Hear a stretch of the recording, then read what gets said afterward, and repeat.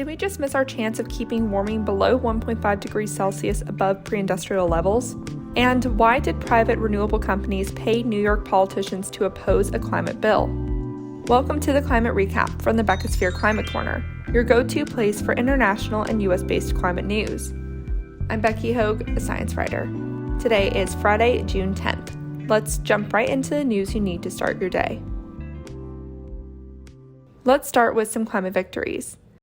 The United Kingdom's Environment Agency set out a new 4-year roadmap to increase flood and climate resiliency. It builds on existing progress of making homes and transportation infrastructure more flood resilient, maximizing the use of nature to enhance flood and coastal resilience, enhancing flood warning systems and emergency procedures, and improving flood recovery processes. The government has put about £5.2 billion towards this effort. In North America, Canada launched a greenhouse gas offset credit system to reduce emissions. The system comes with rules of what constitutes a tradable carbon offset credit and what doesn't. It still seems like this plan heavily relies on companies giving money to carbon capture projects, like the ones that take emissions from landfills. Landfill emissions account for about 7% of Canada's total emissions output. The government says protocols for offsets for 4 other sectors, including forest management and agriculture, are still underway. Canada's goal is to drop emissions by 40 to 45% below 2005 levels by 2030. Over in the United States, the Biden administration just floated draft regulations to create uniform standards for federal electric vehicle charging stations. This way, the charging stations will be more reliable with similar prices, charging speeds, and payment methods. President Biden has a goal to deploy 500,000 publicly available EV charging stations by 2030, and the infrastructure bill passed last year allocates $5 billion to this effort. The Department of Energy also announced a $504.5 million loan guarantee to go to the Advanced Clean Energy Storage Project in Utah. This is the first loan guarantee given to a clean energy project technology from the DOE Loan Programs Office since 2014. This will help finance the construction of the world's largest green hydrogen storage facility, which will be used to help generate electricity. The office still has $2.5 billion in loan guarantees to dole out. And California has committed $300 million to help tackle methane leaks. $200 million will go towards helping plug idle leaking wells, while $100 million will go towards methane detecting satellites to help track methane leaks in fossil fuel operations, landfills, and agriculture. California aims to cut methane emissions by 40% by 2030. Methane is 84 times a more potent greenhouse gas than CO2 for the first 20 years they're in the atmosphere. I said 82 yesterday, but it's actually 84. Now for a long list of climate fails. Mentally prepare yourself. According to the Climate Action Tracker, the lack of global desire to transition faster away from fossil fuels might be the nail in the coffin to keep warming below 1.5 degrees Celsius above pre-industrial levels. We are currently at 1.1 degrees Celsius of warming. Keeping the warming below this point is important to avoid the worst climate impacts we can expect to see from global warming, particularly in emerging economies. Coral reefs face a complete die-off past 1.5 degrees Celsius of warming. While countries have shown a bit more acceleration of clean energy projects, many are still heavily supporting and subsidizing new fossil fuel projects despite fossil fuel companies already having project permits that they're just sitting on. New liquefied natural gas, or LNG, plants are expected to be built in Germany, Italy, Greece, the Netherlands, Canada, the US, Qatar, Egypt, Algeria, Nigeria, Senegal, and others. Most of those Middle Eastern and African countries are on the list to satiate demand from Europe and North America. We're basically repeating the mistakes we made during the COVID recovery period. Sweden, Japan, Korea, Austria, Germany, Poland, the Czech Republic, Croatia, Italy, Spain, Portugal, New Zealand, the Netherlands, France, and several U.S. states are giving tax cuts to petrol and diesel despite fossil fuel companies producing record profits and still keeping prices high.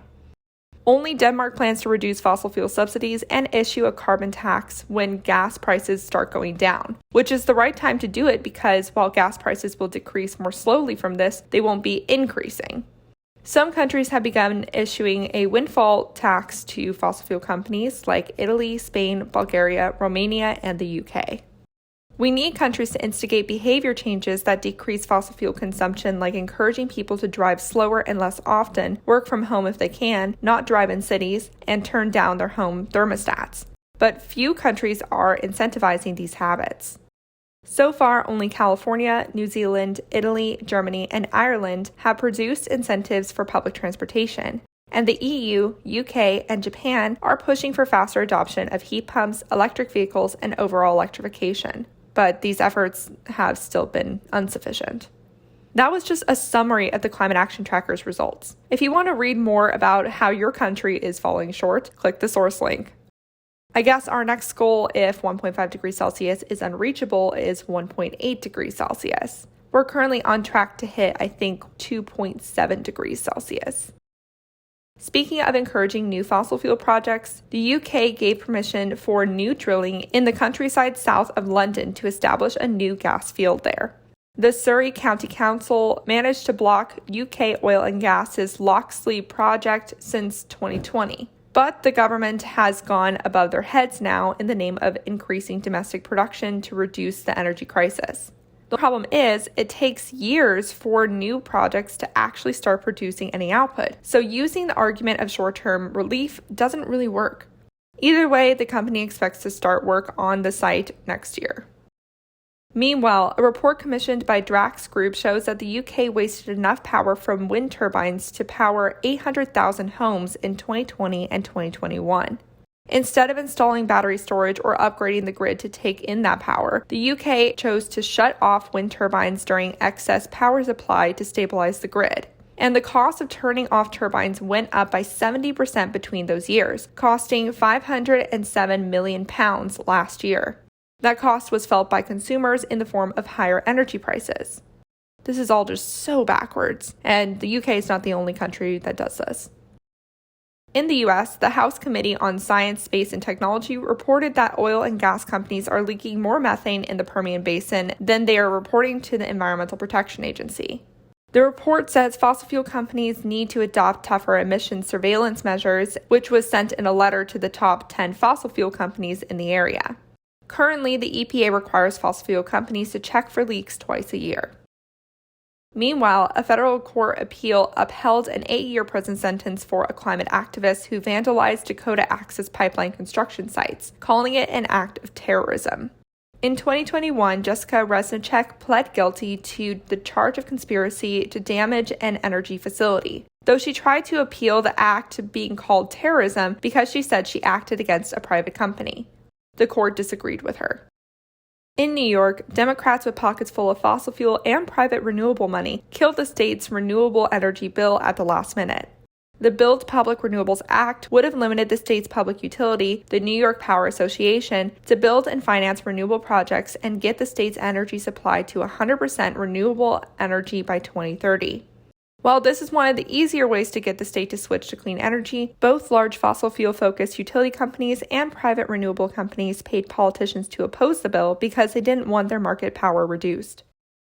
And in Texas, an explosion occurred at the Freeport LNG plant, causing the plant to be shut down for 3 weeks. No injuries were reported, but this is a major plant that accounts for about 20% of U.S. LNG processing. Let's finish today with some chemical news. The Center for Environmental Health and the Center for Biological Diversity are suing the EPA for the smog in Sacramento and Los Angeles, California, as well as in the state of New Hampshire. The groups allege the ozone levels, ozone produces smog, are above the 2008 Ozone National Ambient Air Quality Standards for those areas. The EPA was supposed to implement new federal plans to cut down on smog in 15 states and D.C. by 2019, but the groups say they never implemented those rules in California and New Hampshire. And that was your climate news for Friday, June 10th. Sorry it was so depressing. If you like the work I do, please follow this podcast, give it a 5-star rating, leave a review, and consider checking out the Beckisphere Climate Corner YouTube channel. Remember to talk about the climate crisis every single day and to support your local news organizations. Bye for now.